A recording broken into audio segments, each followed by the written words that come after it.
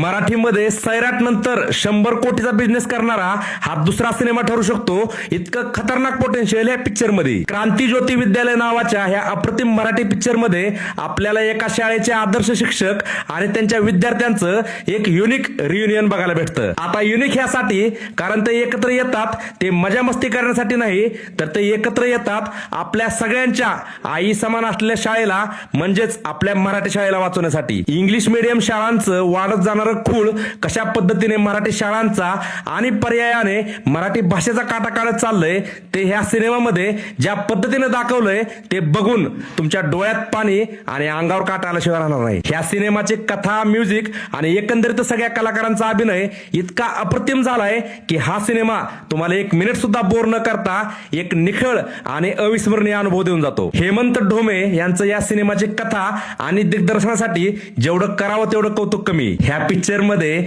आमेय वाघ याचं कॅरेक्टर आणि त्याचा परफॉर्मन्स इतका कडक झालाय ज्याला खरंच तोड नाही. प्रत्येक मराठी माणसाने थिएटरमध्ये जाऊनच अटेंड केली पाहिजे अशी ही शाळा आहे. क्रांती ज्योती विद्यालय is a sure shot blockbuster.